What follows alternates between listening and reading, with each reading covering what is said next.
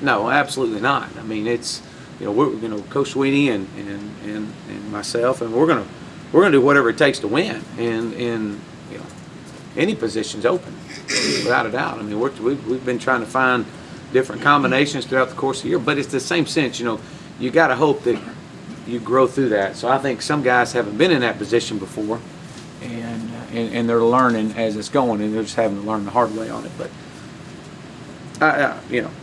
again, I'd love to sit here and tell you, man, they did so many different things defensively that, but it's not. It's the fact that I keep saying we got to worry about the Tigers. We need to worry about ourselves. We take care of business ourselves, and this will be a great week in the fact that it'll pull this group together.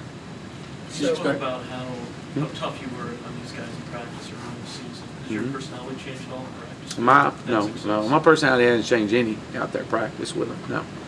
No. But at some point in time, you can't continue to browbeat, and you have to find this is who we are. This is what we got. And let's keep going. Let's keep building each other up, and let's keep moving with this thing.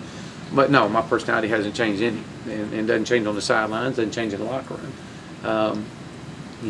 It's not that they're trying to go out there and not play good. That's not what they're trying to do. They're trying to give you all they got, and it's just we've got to get that edge back from a mental standpoint. Where do things stand at left tackle with Phillip, David, Brandon? Well, obviously, if Phillip's able to go this week, which we hope he is, he'll be back in there. If it's not, then you'll probably have Brandon at left tackle and David at left guard. And but we've also worked David at left tackle as well. You saw that the other night. So David played well. You talked about getting that swagger back, and some people would say that this might be the most important game of the season. Absolutely. And that there is no momentum right now, and you have to capture some heading into the final 2 weeks. How do you get that swagger back? And is it something you can manufacture out there or in the film room? Well, I think you look at the importance of this game.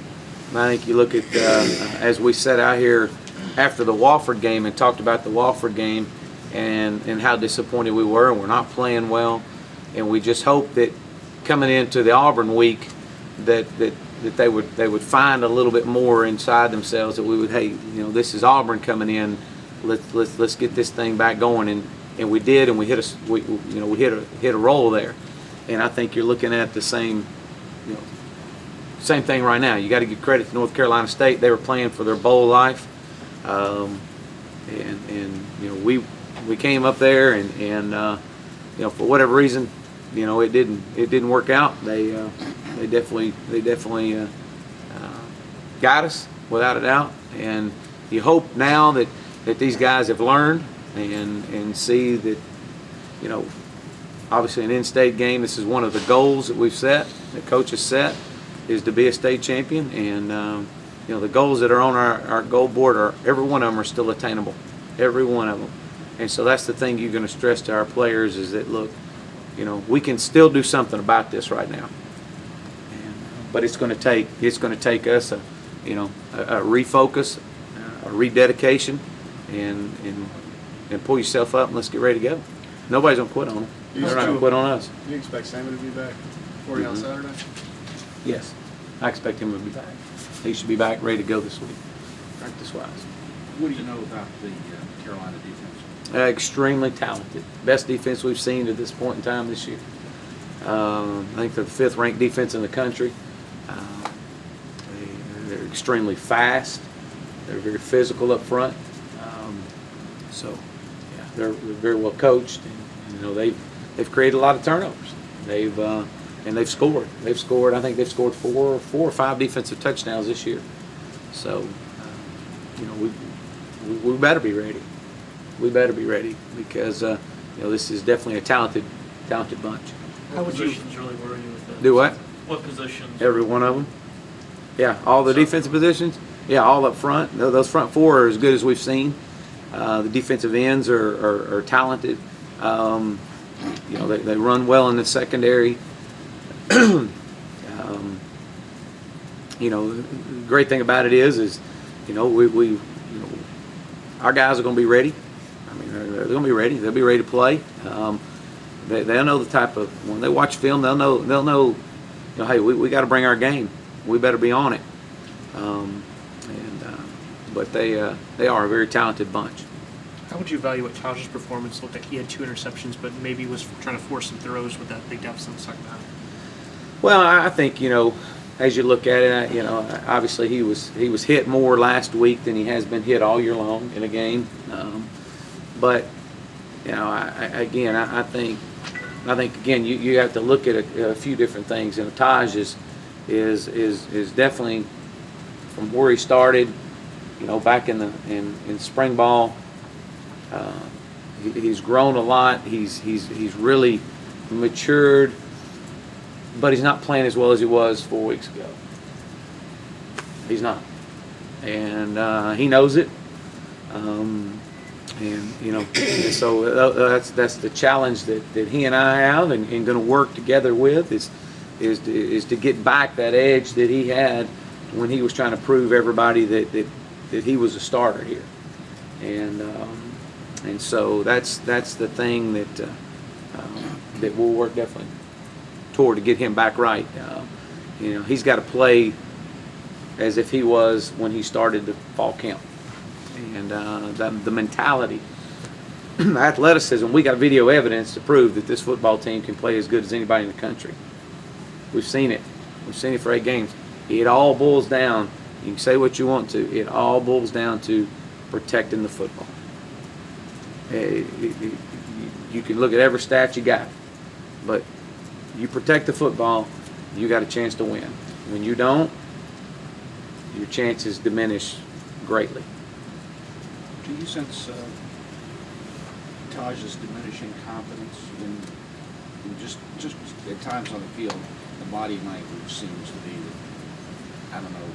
Well, I think there's a frustration level there. I think he's getting frustrated because he's wanting to be at that high level, and he's trying to figure out how to get back to that high level. I think some of that is his youthfulness and not understanding the course of a football season is long. It's tiring. It's grinding on you mentally, and trying to figure out how to get back to the level he was at and sustain it. So I think yes, there is some frustration level with him in that regard. But he's a competitor, and and that's the one thing I appreciate about Taj. But he'll be back. There's no doubt. He'll be back, but we've got to get him back into that mindset that he was in earlier in the year. Pass protection issues, was that communication, technique, just physical skill? Was there a common thread of breakdowns in NC State? Well, as far as communication, I mean, we had some misses up there with Price not being in didn't help from a communication standpoint. There were some missed assignments on a couple of them. When we had guys in place, we just didn't get the block. I mean, we had the guy. We had 2 guys, matter of fact, on the defensive end that hit him from behind and caused a fumble, which we had a one-on-one coverage, which is exactly what we were trying to get. So those are things that we've got to correct, and again, it's that sense of urgency. It's like I said, our players don't step on the field thinking, well, I'm gonna just go ho hum and play, just go out here just to play. I mean, they go out to compete, and but it's a mindset, and we've got to get them back in. If Phil comes back this week, is there any thought of starting Dave at left guard? At left guard. Mm-hmm. David will get to play. I mean, I don't know that this early in the week. Yeah. Because it's hard to say, because I don't know where Phillip's going to be. The reason I ask is last week you were hurt on your guards. Brandon was playing guard until Phillip got hurt. David can run block for you. Mm-hmm. You know that. Mm-hmm. If his shortcomings, pass blocker. But it would seem that maybe if you've got some. Yeah. Well, I think David is a guy right now. Like I said, he played well, and he's a guy that you feel like. I mean, he's going to get some reps. I mean, at what stage? I mean, where is he going to be at if Phillip starts? If he doesn't start, I mean, David's going to play, and like I said, he did well. did some good things. Uh-huh. Was there any thought to leaving Brandon at guard, just because you had two moving pieces? Right. Oh, yeah. Is there any thought just leaving him putting someone else? Well, in practice, we try, that is our, that's some of the rotation we'll have is we'll slide Brandon out to tackle. And because of his athleticism, we feel like he's probably the most athletic of all the linemen. And with the athleticism with the defensive end, you want to try to get his athleticism on the edge. And that was the reasoning for all that. Chad, can I press you a little bit on something you just said? Not to be contentious, but I don't think I understood what you meant. Okay. You said a few minutes ago about this week's game, we'll be ready, they'll be ready. Sure. Elaborate on that, because... As far as our players being... Yeah, I mean, you thought they were going to be ready last week. Yeah. They weren't ready. What makes At some point, I'd love to sit here also and say that we had an awful week of practice. We had a great week of practice. Yeah. We had a great week of practice. We did a lot of good things last week in practice. At some point, you got to go out and play. You got to understand that on any given night, any given Saturday, anybody can beat anyone. I think that was proven this past Saturday. You got to go play. You got to have guys that are going to come out there and they're going to have to execute the system. They're going to have to play within the system, Bart. Mm-hmm. Okay, you can't operate outside the system. Right. And with confidence, people become to think that maybe I can operate a little bit outside the system. Maybe I can do things that maybe I'm not coached to do. Maybe I'm just going to do it just to do it. And you can't do that. You cannot operate outside the system and be successful. Ready, not ready, mindset, engaged, not engaged. When you start operating outside the system, is when you got problems. And that's some of it. That was some of it the other night. Do what we're coached to do. Play within the system. Trust your reads. Trust your coaching. So back to your original question. We could have a great week this week in practice, and come out and be one of the top teams in the country. There's no doubt about that. We've seen that. We've got video evidence of that. We can't play for them, and at some point, hey, look, we've got to learn from this, and they will. They're going to be. I guarantee this will be one of the most attentive weeks. They know what happened last week. Our players understand what happened last week, and it was a very humbling bus ride, somber bus ride. I mean, people were, it was an opportunity that there it was, and you know what, North Carolina State wanted it more than we did, and you got to give those guys credit. So will this bunch be ready? Absolutely, they'll be ready. They'll be ready to go. And will they play better? You're dadgum right, they're going to play better. I can promise you they'll play better. Because what you're talking about is technique, which comes from the shoulders up. It's not, do you have a bump or a bruise or anything?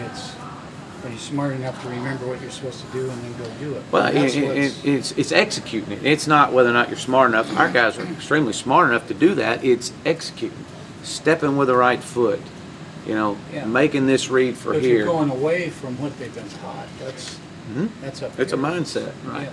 It's a complacency, or it's a feel of maybe, hey, look where we are. We're ranked number 7 in the country. Look, hey, maybe I don't have to pay as much attention to my detail during the course of the week, or how I mentally prepare myself. Because usually when you load the bus on Friday to start your trip, I mean, that next 24 hours is probably is more important as the previous 4 days of practice, because it's how you mentally prepare yourself and visualizing yourself making plays.